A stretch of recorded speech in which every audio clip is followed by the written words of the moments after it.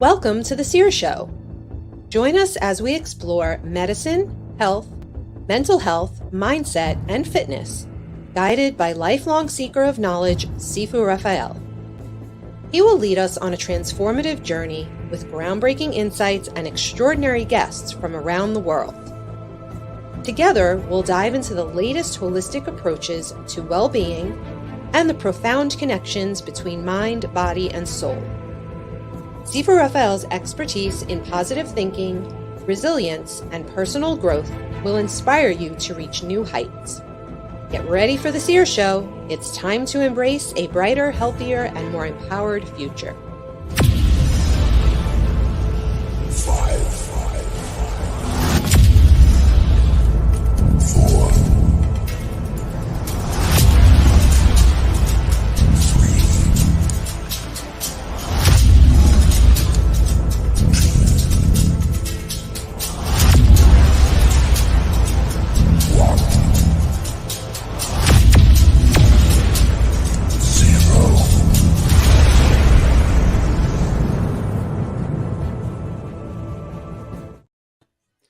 Good morning. Thank you for joining me on actually the Sear Show. David, I know it's morning for you, and Kat, I know it's evening for you. I really appreciate you both being here with me. I know we're going to have a great conversation today on so many different topics. So I'm excited. How are you both? Very well, thank you. And so thrilled to be here. Yes, same here, Raphael. Very excited to be here, and the heat coming off of those numbers was quite warming here in my studio. Love it, love it. So you, David, you had asked Kat a question, and she was in the middle of answering. I could have cut you guys off, but I think that's a really good question, and if you don't mind asking it again, and this way we can get that answer. I think it was pretty cool. Well, thanks so much, Raphael. I couldn't help but notice in Kat's name, there's the word catalyst. And I was wondering, is that your real last name, or is that something that is part of your coaching? Yeah, thank you for being curious. It's definitely part of my coaching. And everything I do is about transformation and being a catalyst for change. And what I do now, I still do train people to be life coaches through a lot of different modalities. And what I realized was, people would have this passion to get out there and to create change. And then what breaks my heart is seeing it die because they just don't know how. So that's how I created Valentine Catalyst, to get these people with sustainable, successful businesses so they can do their thing and shine. So, yeah, thank you for asking. That is where my heart lies. And, yeah, it's my work that doesn't feel like work. Great, so thank you, David. Yeah. This is what it's all about, right? Being curious. I think for me personally, this is why I do the show, because I have exceptional people like yourselves come in and share your ideas, your experiences, your thoughts, and that fills me. So thank you both for being here today. Oh, sure. And so, David, we're just cutting Raphael out here. I would like to hear about you. I know what Raphael does. He's extraordinary. So what do? I work with all types of subject matter experts, professionals. My shtick is all about improving presentation skills and engaging an audience. So for example, these life coaches that you are working with, you being the catalyst for these life coaches, at some point they're going to need to get out there and speak in front of a group of people and be able to convey what it is that they do very simply and with a command of the stage as well. So that's where I come in, is to work with all kinds of subject matter experts and professionals, crafting their presentations, crafting their workshop, and helping them engage their audience.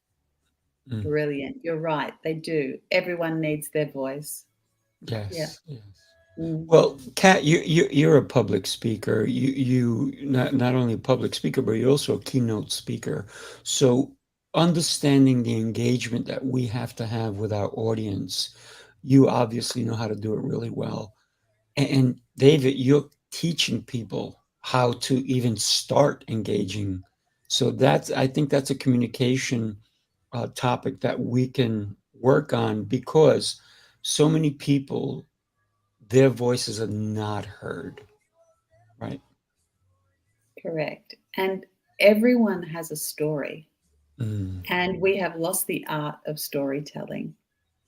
Mhm. And it is a skill. There may be natural born storytellers. And David, that's what you do, right? You craft people's stories. You show them how to Mhm. do their thing. Yeah. So yes, definitely storytelling. I talk about that. There's top 3 things that every speaker needs to be aware of. Number 2 is using stories and using them appropriately. Just getting up in front of an audience and just rambling on about a story, that is not going to capture your audience's attention. There's got to be an objective to the story. It has to be relevant to your audience. And there also, what I call, needs to have color, where your audience, it's delivered in a way that now your audience can feel it, smell it, taste it, and be a part of that story. So storytelling, yes, it's important. It's not as easy as it seems at times, but it has to be a part of every presentation. It could be even a part of a meeting, so people understand, why are we here? What are we doing? What is the objective of this meeting? Here's a story that will relate to our objective. Mm. Yeah, absolutely. Because I use metaphors or stories a lot when I'm coaching, when I'm training people, when I'm speaking, because once the conscious mind, which is like a gatekeeper, and it's cynical and it's objective and it's judgmental, but once it hears that you're telling a story, it's like it relaxes and goes to sleep. It goes, oh, this is a story. That's fine. I don't need to. And the message slips right through to the unconscious. Mm. That's the power.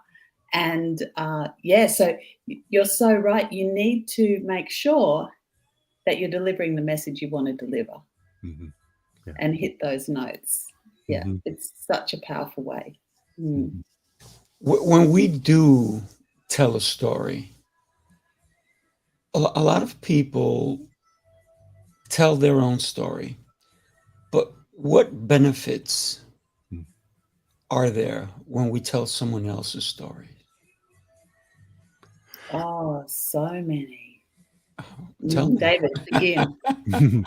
So what I like to think about is one of the principles of engagement is the principle of ownership, where your audience needs to take ownership that I want to listen, that I found relevance. The presenter has created an opening well enough that has intrigued me as a listener and says, I need to lean in, I need to listen.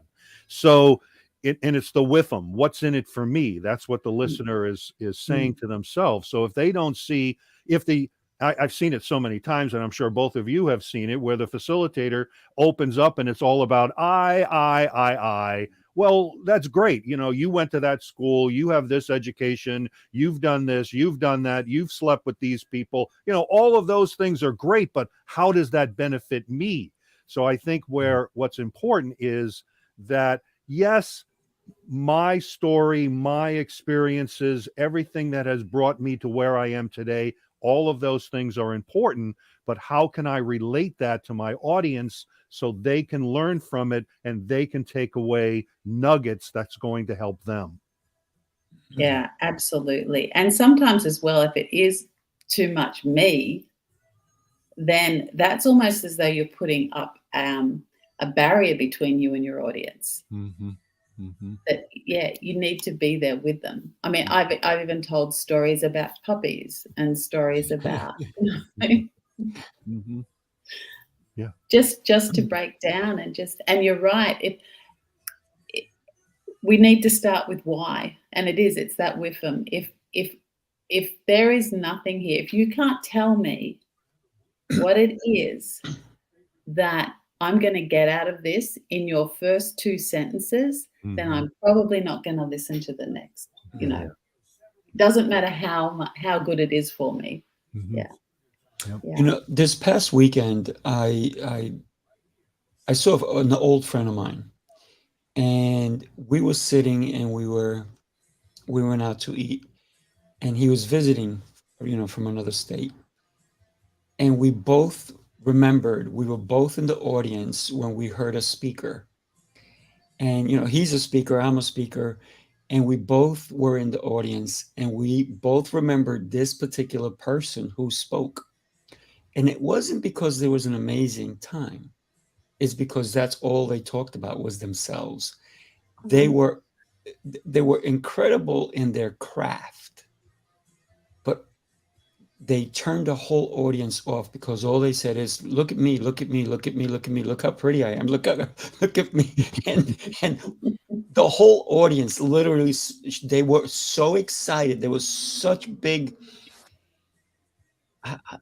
a buildup to this particular speaker. Everybody was excited until they opened their mouth, and then Mm. went away so fast, and that speaker was never allowed back on that stage. Oh, I'm not surprised, because the big thing is, and I know, Raphael, you and I have talked about this so often, we are feeling machines. We Mm, connect through feeling. Everything we do is either to chase a feeling, keep a feeling, or avoid a feeling, right? If I am speaking to someone and I am not connecting to them in the feels, mm, then we're not connecting. Mhm. And it doesn't matter how extraordinary what I have to say is. If you can't feel it, mm, we are not communicating. You yeah, know, I love that, you know, with NLP, they say that the quality of communication is not in what's said, it's what's heard. Mhm.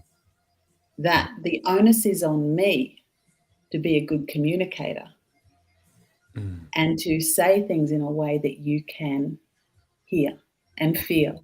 I Mhm. mean, for me, it has to feel. I remember great speakers because of what they made me feel. Sometimes I don't even remember exactly what they were talking about, yes, but I know how they made me feel, and that is mhm, an extraordinary quality.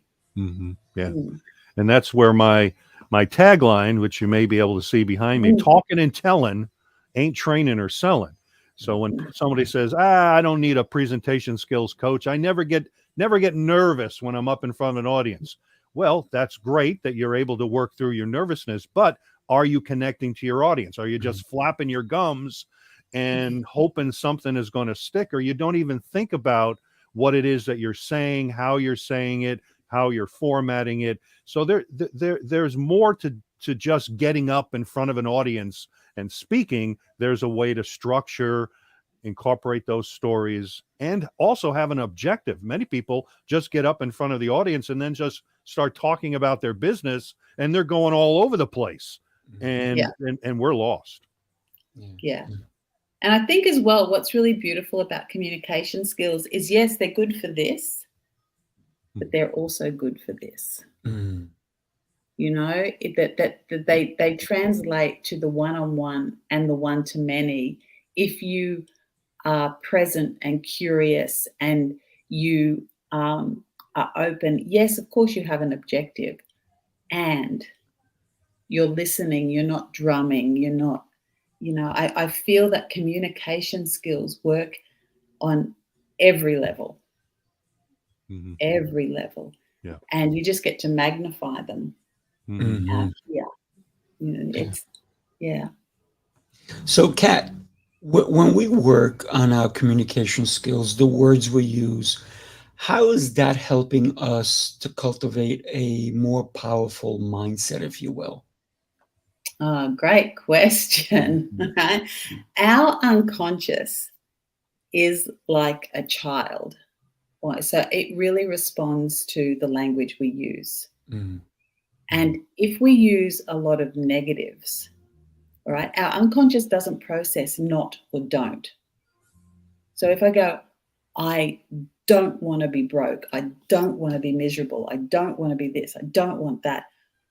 All our unconscious is hearing is broke, miserable, unhappy, lonely, and it is up to us to give it direction around what we want it to focus on. Mm-hmm. And if we are only using negative language, and the unconscious is there going, well, I don't know why you want to focus on being broke and lonely and unhappy and miserable, but okay, sure, I'll give you more of the same, because that's the only instruction it's getting. It's like when you say to a child, don't drop that, and they do.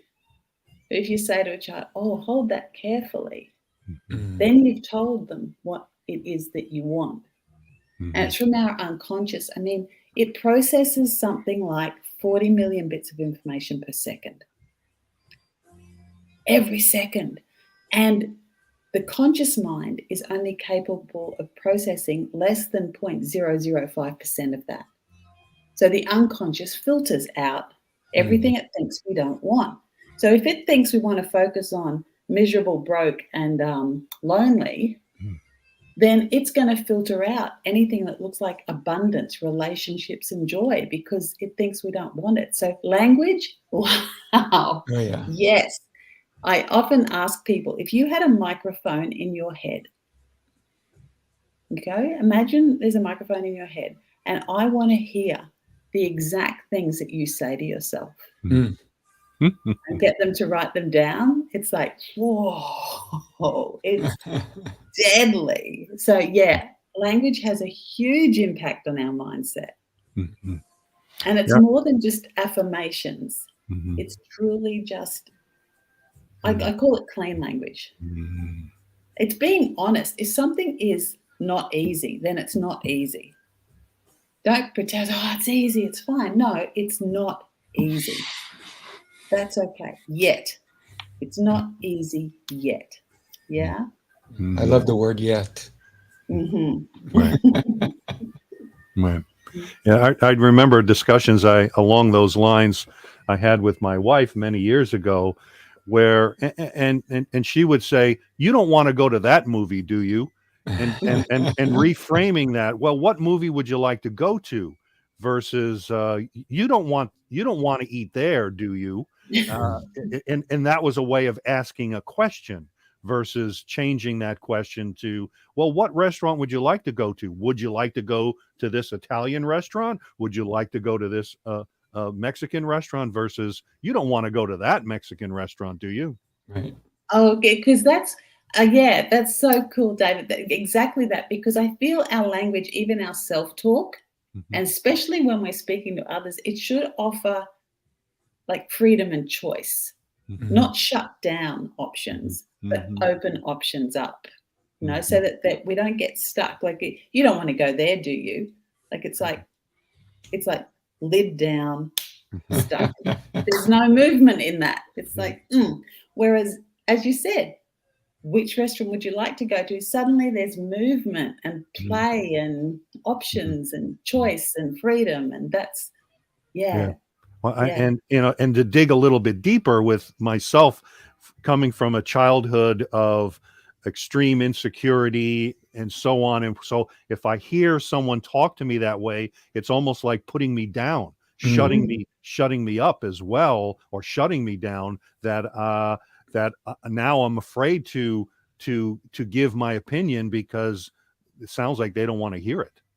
Yeah, exactly. And in all of these things, we're not the only ones. And it can just be habits that we pick up from our parents or primary caregivers. We don't realize the consequences of the type of language we use. Because it's just what we've grown up with. I know families where they are so, when I'm hearing it, it sounds to me as though they're angry all of the time. And that the level of it's like, could you do this, please? Could you do that? Pick up that. And it's like, oh, it just feels spiky. But they're not. They're not angry. It feels it. Yeah. It's the way you use the words as well, right? The emphasis sometimes on certain words. You know, one of the things that I don't know if you ever saw the show Breaking Bad, but when they had the talking pillow, where everybody had a chance to actually, because most people interrupt Mm, someone's train of thought because mhm, they're mhm, not listening. And I think you are also mm, talking about listening, right? mhm, Active listening is understanding what the other person is saying. mhm. Some people listen just so they get a chance to interrupt and put their own 2 cents in. All right. So I like the talking pillow aspect because it allowed Mm, everybody not to say a word, but to mhm, truly listen. And as long as the person held onto the pillow, I think that a lot of people don't do that, and I think that's something that can help a lot of families mm, because I've been in situations where I'm trying to talk to someone and they kind of try to finish my sentence mm, mm. because they think they know what I'm going to say, or they interrupt and whatever I was saying is gone. Yeah. Yeah. So Yeah. at that point, I go, well, this is a one-way conversation. It sounds like I'm just here to listen to you. You really don't Mm, want anything that I have to share. Yeah. So, what are your thoughts on the talking pillow, and what are your thoughts on someone who truly does not listen, Mm. but What? only wants to hear to themselves, listen themselves, right? Exact. So who's that question to? Both All of right. you, you. All right, both I'll of you. take it. So about listening, the number one skill in communication is listening. I've been a stage actor in the past, and if you were to ask any actor what's the most important part of acting, you're going to always get the response listening. You've got to listen not only with your ears, but you've got to listen with your eyes, your whole body. You're Mhm. listening to for the feelings and emotions that are coming from either an individual or coming from an audience of 1,000 or more people.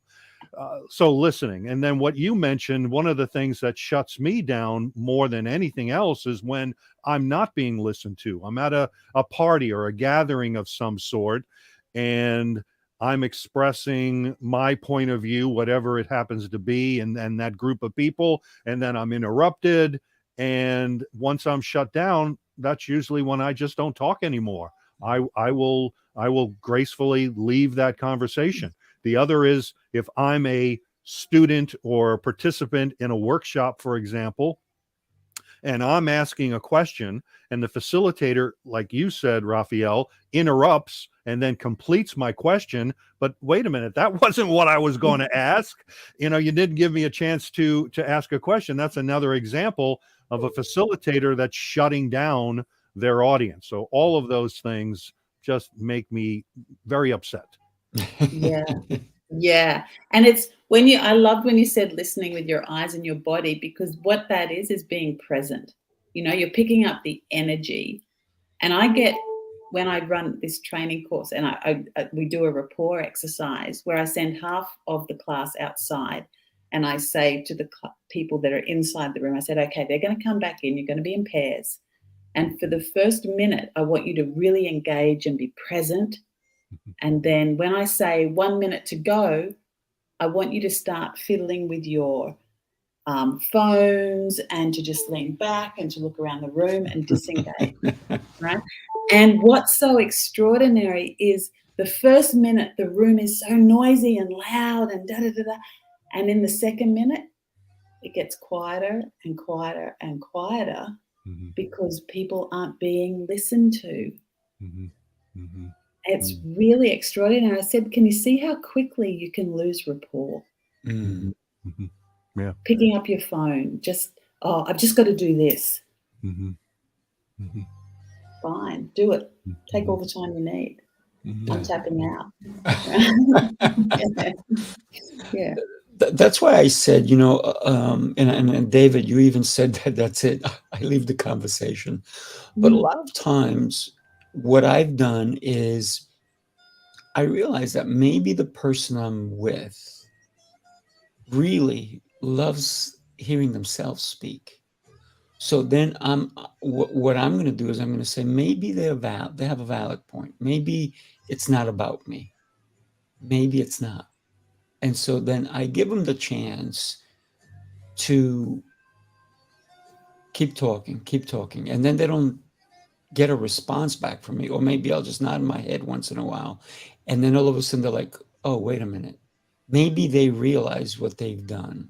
So I do give them that space if it's a one-on-one, right? Mhm. And that's happened a lot of times because people, they really want to get out what they have.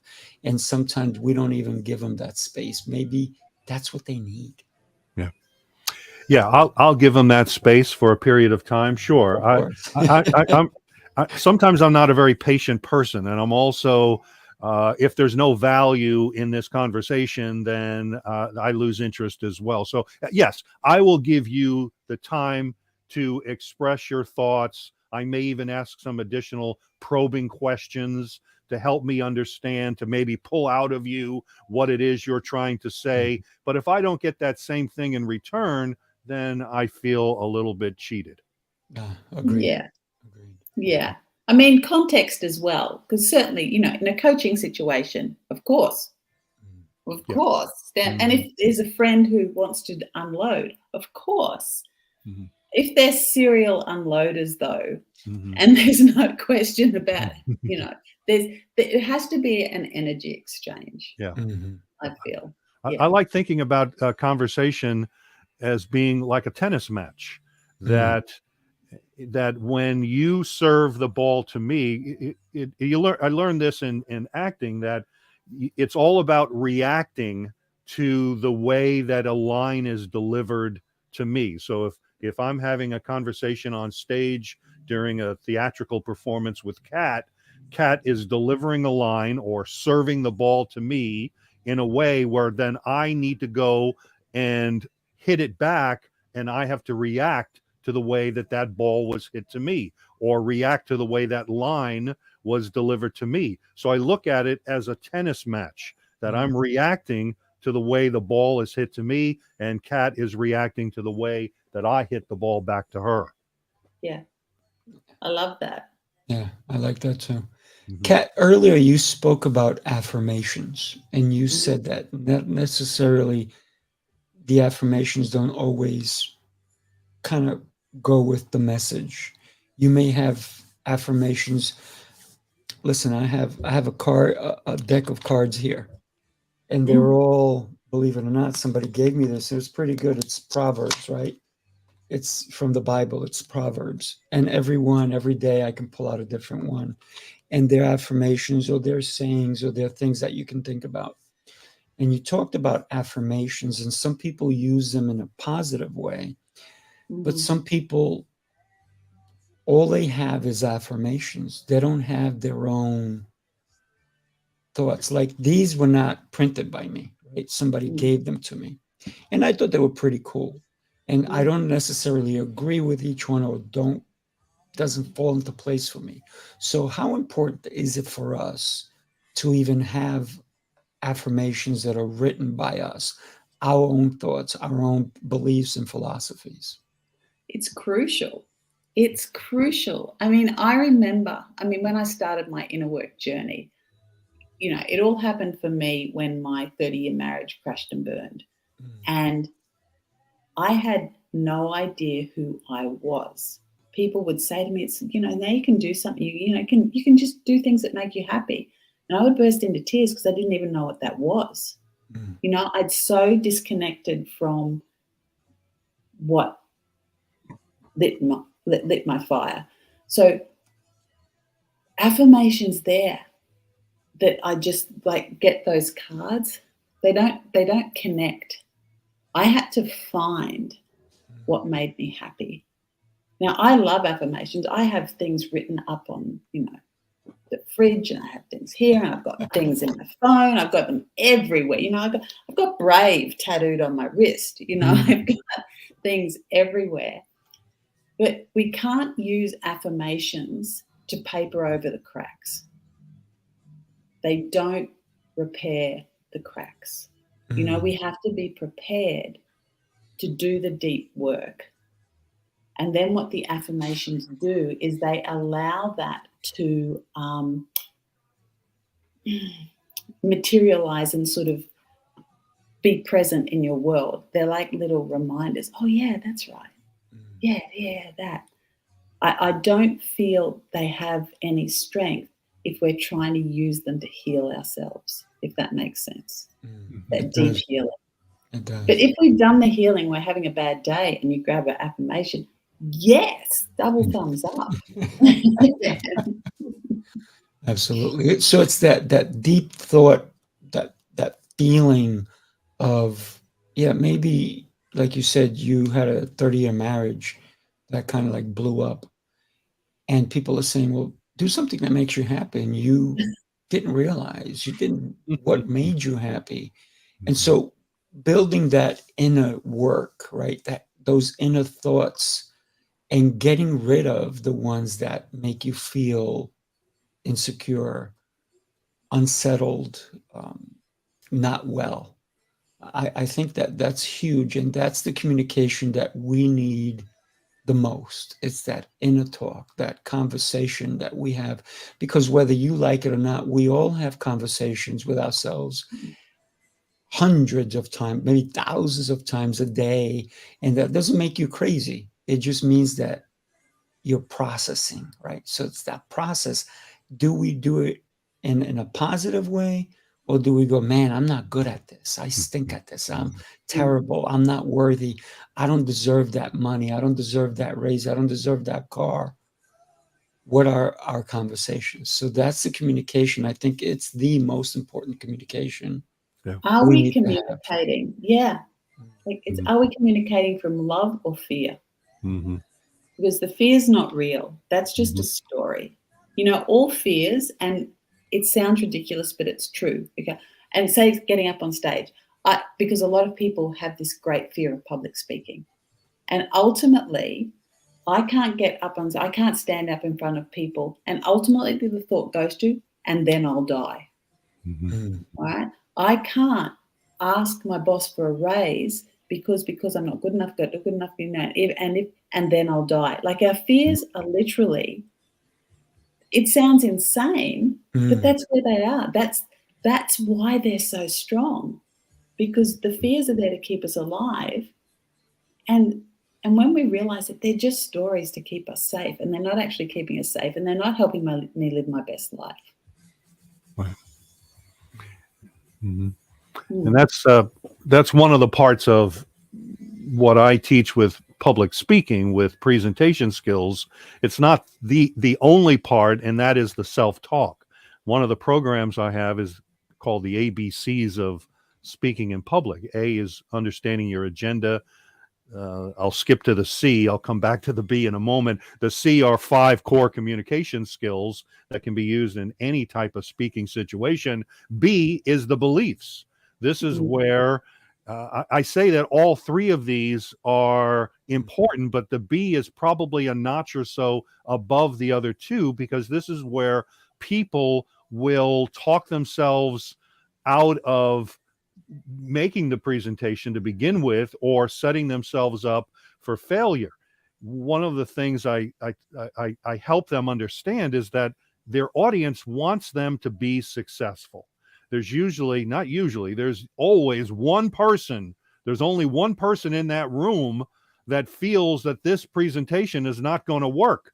And usually you can't see that individual unless you're looking in a mirror.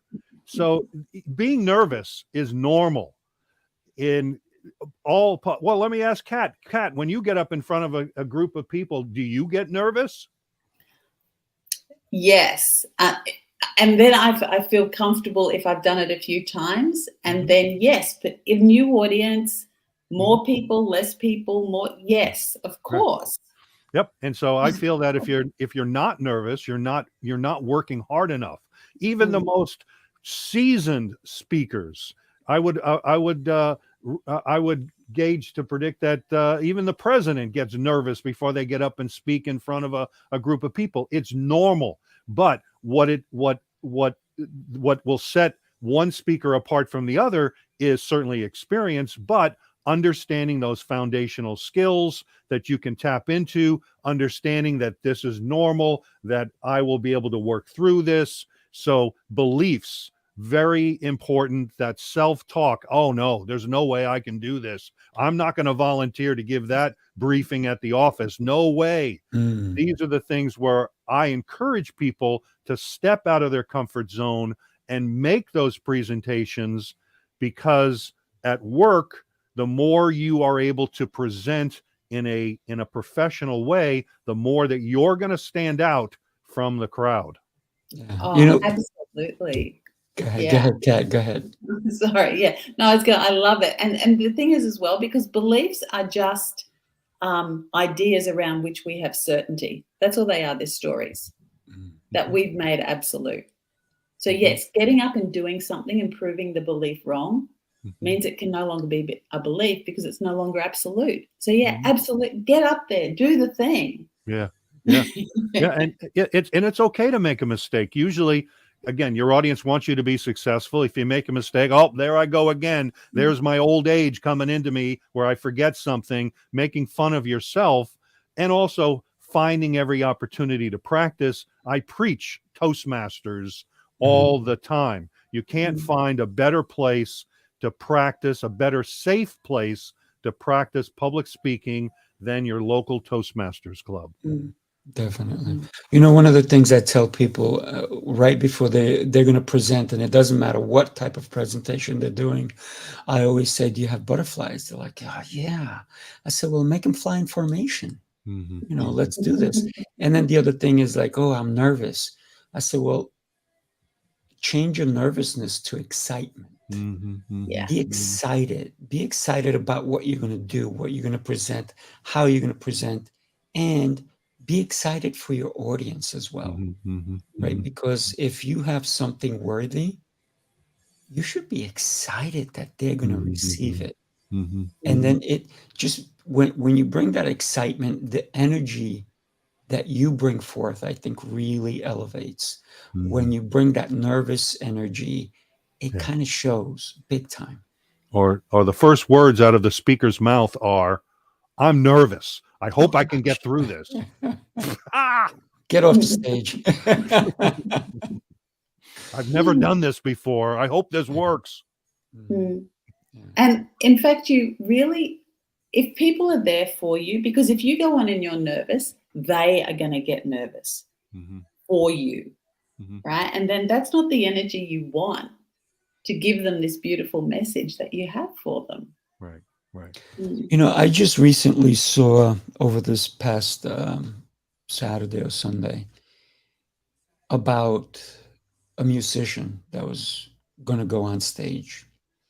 And he had posted earlier that he had needed to take a break because he had a mental breakdown kind of deal.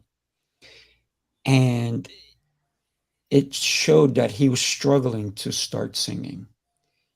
And there were thousands of people in the audience, and they all started singing for him, which was so uplifting that they showed, hey, you know what? We care. They started singing the song, and it took him a little while before he got there. He was overwhelmed with the love that was coming from the audience because they understood that he was struggling, but he didn't say anything. It was a post that he had posted earlier. And so they understood, oh man, he's having a hard time. Why don't we start singing for him, supporting him? So a lot of times your audience doesn't want, and you've said this before, David, your audience does not want you to fail. They want to see you succeed. So this was a beautiful, beautiful thing when there's this amazing singer who could not put the words together because he was struggling mentally. But the audience brought him back, and then he sang beautifully, as he always does. But it was that moment in time where he thought he couldn't do it, and the audience brought him back, and I thought that was beautiful. And I think people would be quite surprised to learn that some of their idols, some of these people that they look up to, the president of the organization that they work for, that many of these people are struggling with Mhm. anxiety. I'm currently working with two gentlemen, two different organizations. One of them has recently been promoted from vice president of the organization into president. The other one is in charge of their entire marketing department of a very large organization here in the States. Both of them facing pretty much identical problems, and that is the anxiety of getting up in front of an audience. And you would think that when you look at these two gentlemen, you would not see that. Both very confident, both very athletic, both good looking, dress well, but underneath the hood, there's a lot going on that we don't see. Yeah. Mm. Yeah. Absolutely, there is. Mhm. And I also want to mention one other thing around that same is that I've worked with a lot of different people in different workshops, different settings, everybody from the mom that wants to do a better job of speaking at the Parent Teachers Association to the president of an organization, these all in one workshop. And I'll get them up speaking as quickly as possible about something they know really well. I don't want to challenge them at all. Mm. And then after they have spoken for 5 or 7 minutes, whatever it happens to be, I'll ask them, how did you feel? 9 times out of 10, many of them will say, well, I felt this negative thing. I felt that negative thing. I didn't know what to do with my arms and I stuttered and blah, blah, blah. And I'm sweating to death underneath these clothes. And then I'll turn to the audience and say, did any of you see any of that? 9 times out of 10, they never saw it. So we do a really good job of tearing ourselves apart, and we are coming across very differently to our audience versus how we see ourselves. Mm. That is without a doubt. Without a doubt. Mm. Mm-hmm. Kat, when you travel and you go on a speaking engagement, what is the mental process that happens with you? Yeah, what I've learned to do is get out of my head, Mm. all right, and drop into my body.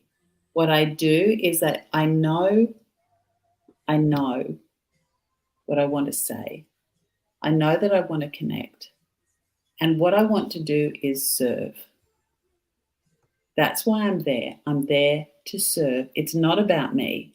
It is about the message. And the message comes through me. Mm-hmm. And again, I am that channel, that catalyst, that it comes through. It's not about me. I'm there.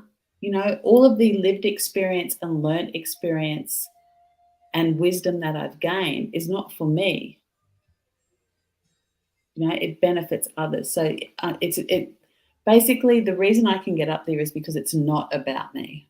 Nice. Yeah. So, David, you are leading workshops.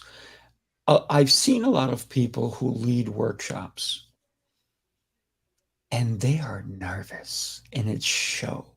Mm-hmm. How do you lead a workshop comfortable, relaxed, and get people to feel that? Because can you only imagine if you weren't? How do you get people to come and go, hey, it's okay? Meanwhile, you're like, you're nervous yourself. So how do you come in calm, collected, and be just awesome?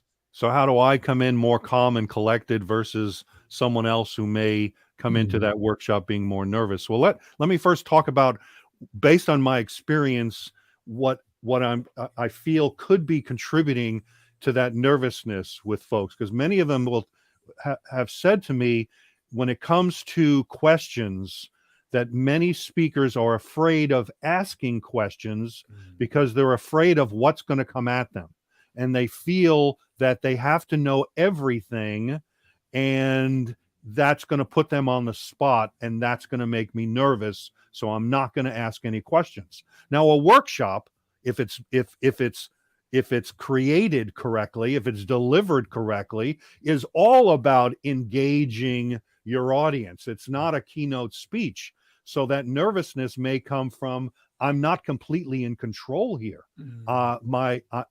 My audience is playing a big role in this workshop on how things are going to move forward to reach our objective. So that can create a lot of nervousness. So I think that what I've been able to work through certainly is, I've been doing this for 30 years. My background is training and development, designing training, delivering all types of training to small, medium, and large groups that required a lot of interaction. At the beginning, I was the same way. I'm scared to death to ask a question. I'm scared to death for someone to ask me a question because I felt that I had to know it all. But you don't have to know it all. You can use this room full of people here to help you with this question. If you were to ask me a question, and if I don't know the response to it, well, that's a great question. Let me throw it out to the audience. How would you guys work with this? What do you think would be a best response, or how to handle this?